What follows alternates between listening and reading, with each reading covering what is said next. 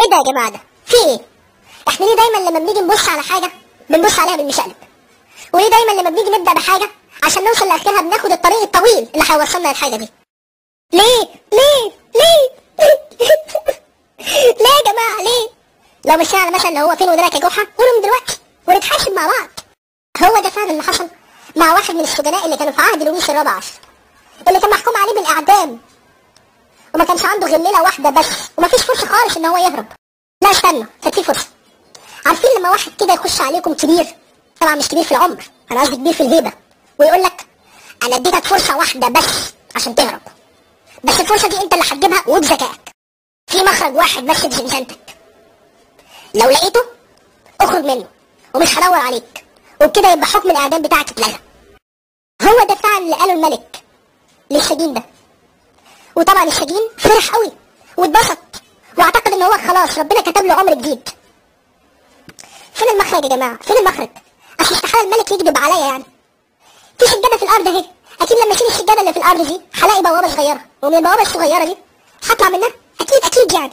فعلا رفع السجين السجاده دي ولقى سلم صغير ودي لتحت، فرح قوي، اعتقد ان هو خلاص هرب، بس اكتشف ان في اخر السلم ده في سلم تاني هيطلعه لفوق. طلع السلم ده فعلا، بس ما اكتشفش ان هو في اخره بوابه، لا، اكتشف ان هو في اخره برج متحاط من جميع الجهات. قال لنفسه اكيد لو ضربت البرج ده برجلي هيتكسر واكيد هعرف اخرج. فضل يضرب برجله ويضرب برجله ويضرب برجله، وفعلا اتكسر جزء من البرج ده، بس الجزء اللي اتكسر ده ما يطلعش حتى دماغه. حزن قوي الراجل، قال اكيد هلاقي مخرج برضه. طب اعمل ايه يا جماعه؟ انا هموت كده، اعمل ايه؟ برضه مش هقف عن التدوير، هفضل ادور على مخرج، لان اكيد الملك مش بيضحك عليا، اكيد في مخرج صغير ومن المخرج ده هطلع بره. فين المخرج؟ فينه؟ قعد السجين طول الليل يدور في زنزانته على مخرج، برضه مش لاقي اي مخرج يطلعه بره. احساس صعب قوي انك تحس انك فشلت، بس الاحساس الاصعب منه انك تحس انك فاضل لك ساعات قليله بس وهيتحكم عليك بالاعدام. نزل الراجل على الارض، حط ايده على خده وفضل يعيط لحد ما دخل الملك عليه تاني يوم الصبح وقال له ايه ده؟ انت لسه موجود هنا؟ ده انا توقعتك هربت. رد السجين على الملك وقال له انا ما توقعتكش انك ممكن تكذب عليا، اخر ما كنت اتوقع ان سعاده الملك يكذب على حد من زملائه. رد الملك عليه وقال له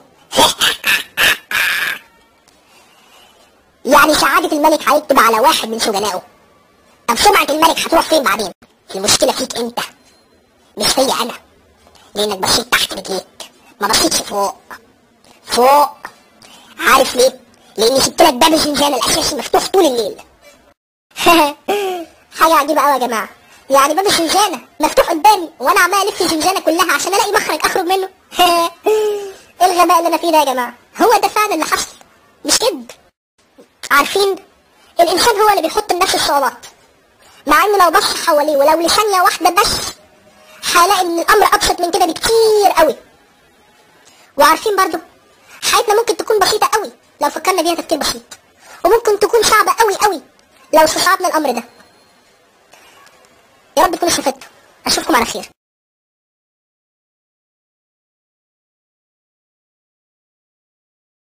دنيا بتحلى معاك، بتحلى معاك، بتحلى